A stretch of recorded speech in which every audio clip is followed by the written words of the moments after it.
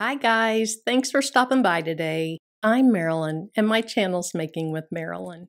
Now welcome to episode 1 of my Quick Craft series. Now what is my Quick Craft series? My husband's taking vacation tomorrow, so I'm going to take about a week off of doing YouTube videos so that we can spend some quality time together. But while I'm gone, I'm going to have some videos scheduled to publish on YouTube. Now these are all going to be quick and easy crafts. If you're interested in seeing what today's quick craft is, keep watching the video. On this quick craft video, I'm going to use a kitchen towel that I got at the Dollar Tree store. Now, I could not find these in my local Dollar Tree store for a long time. They had other things in this color, but the towels were always gone. When I found them, I went ahead and grabbed a couple of these up. It's a beautiful, kind of a light mint green. Just very, very pretty. And I also like the design and the texture. Now what I'm going to do with that is I'm going to put a sublimation image on it. I downloaded a version of this from Creative Fabrica, but the proportions for it were for a t-shirt. So if you're interested in kind of learning how you can move your designs around to make them work for other things, stay to the end of the video. If you're not interested in that part, I'm going to go ahead and do the towel first, and then you can just drop off. But if you don't know how to use Inkscape or you don't have some design software, I'd recommend check it out. It's free. There is a learning curve, but after you learn it, it is wonderful. Now, for those of you that don't have a sublimation printer, you could do the same thing with Cricut Infusible Ink. And you could even use a patterned infusible ink if you wanted to for your design. So one thing that I always like to do is I like to go ahead and rip around my design, because you can have ink on the edges of this paper and not even realize it. So this gets rid of the edge ink, and then also, because when you rip this, it doesn't rip just straight. It rips off in layers, and I'll show you what I mean in just a minute. This can also help you decrease the press mark that you have on your shirt or your towel or whatever you're using. You just want to be really careful and not rip into your letters. So I like to put my hand down or a finger down just to keep that from happening. Now by layers, here's what I meant. You can tell right here, that's a full sheet, or the thickness of a full sheet. And then when you rip it away, I have this bottom layer left. And so that helps minimize your press marks. All right, I'm going to go ahead and take the tag off, pre-press where my design goes, and I'll be right back. Okay, so I have some butcher paper. This paper is HTV Ront, and I love this. It really has become my go-to paper. And I don't usually see it bleed out the back side, but just to protect my heat press, I'm still always going to put a piece of butcher paper over just to protect it. All right, so I'm folding my towel in two so that I see how it would hang. And then, of course, the image is backwards. You have to mirror your design. And I think I want it closer to the bottom than the top. I don't want it centered. I want it further down. Now the middle should be about right there. And so the middle should be about the center of this one. It's going to be off because this isn't quite full, but that's pretty close. And then I'm looking at the bottom of the rolling pin to try to get it fairly straight. Now I don't want this to shift at all because that can cause some blurring or ghosting. So I'm going to put just 3 or 4 pieces of tape down so that it won't shift. Now the other thing you'll see when I get over to the heat press is I have a piece of butcher paper on top of my lower pad. And then lastly, so that this doesn't accidentally bleed through the fabric and onto the back side of the towel or the inside of this side of the towel, when I press it, I'll just press it in a single layer like that.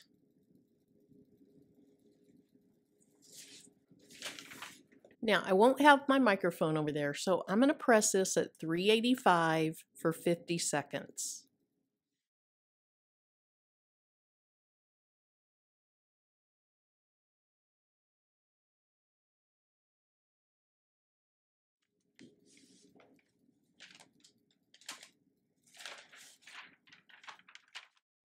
All right, let's flip this around so it's facing the right way.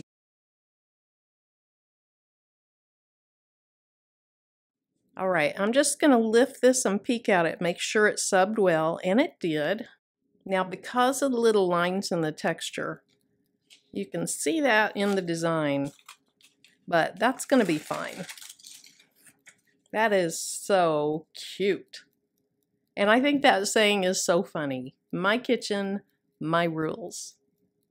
So if you enjoyed this video today, please give it a thumbs up. If you have any questions, comments, or suggestions, leave them in the comments section. And if you haven't subscribed, go over there, hit the subscribe button, and then so that YouTube lets you know anytime I upload new content, click that bell and select the all notification. Now for those of you staying for the design part of this, I'll show you that now. And for everybody else, thanks so much for joining me. And until my next video, bye-bye.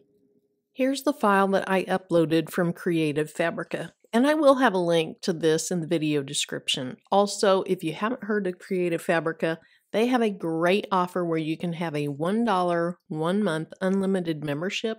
As long as you cancel it by the end of the first month, there's no more to pay. So I'll have a link to that in the video description as well. All right, I'm going to open up Inkscape. Now this is how it opens up on my computer. It might look different on a PC, but this is how it opens up for me. Now there's panels that I work in over here, and they don't come up automatically. All I do is I nudge this over and they show up, because I work in these all the time.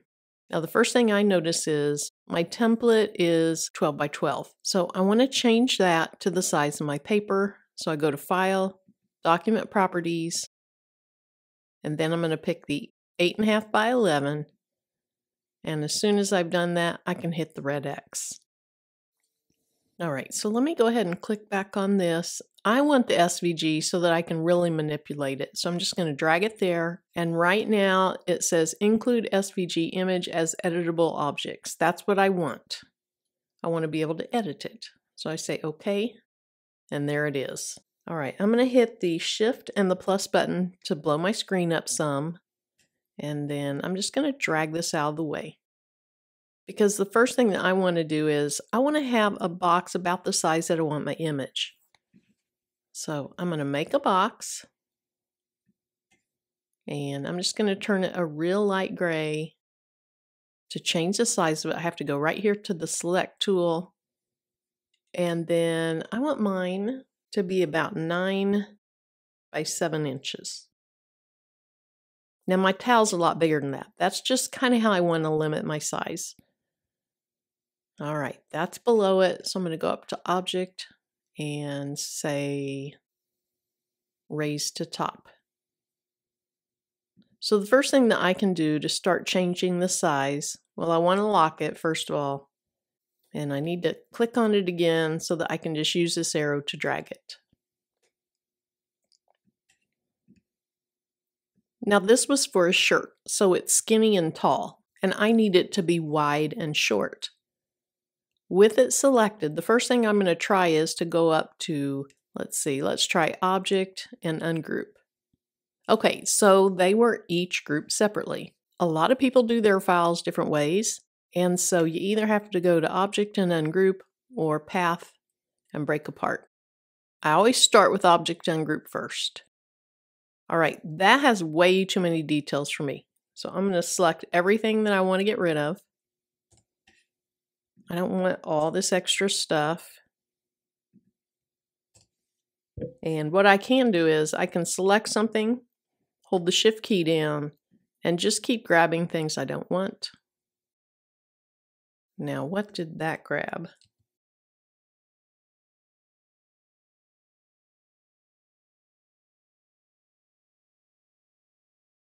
Okay, so this looks very, very different than what my final design ended up like.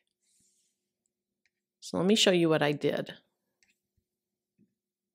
I took this guy and let's go to Object and let's flip him vertical. Then I moved him kind of like this. I had him smaller though. Then I took this little whisk and I put it over here.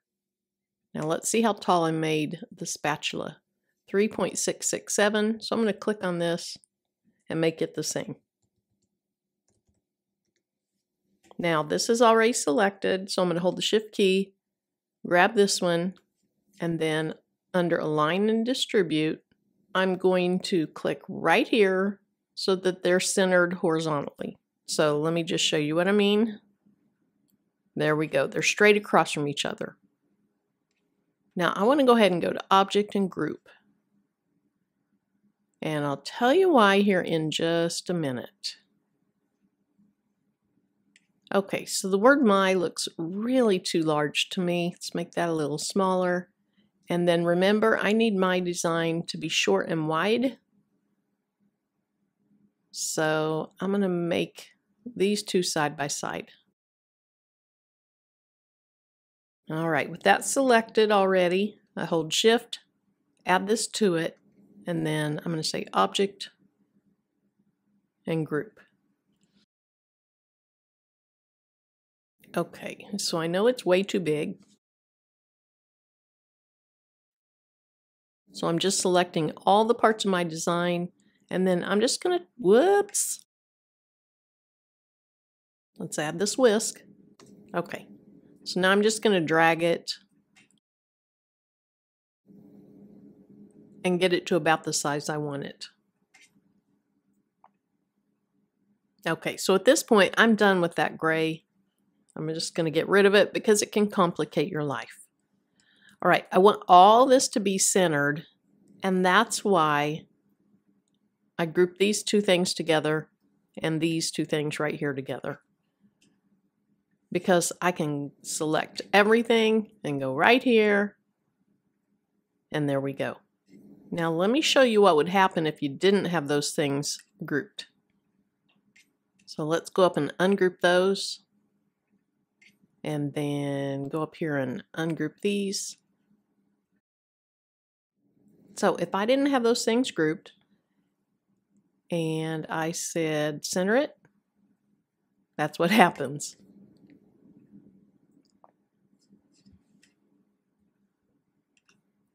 So I'll just go back and group them together again.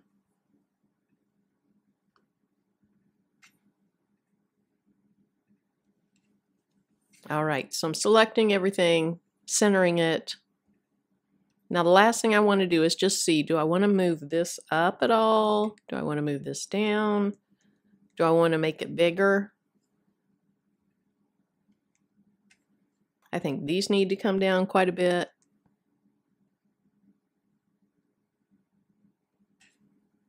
Now, if I were to make the my smaller, I can drag this, but now it's not centered anymore. So you just go back, select everything, and center it again. Now what I'd like to do is just group everything together. So Object, and of course everything has to be selected, and Group. Now, two things. First of all, this needs to be printed in the mirror image. So I go to Object, flip horizontal. Then if I were to print this right now, because everything over here is not on my template or not on my page, that wouldn't print. So what I need to do is go to Object and rotate it.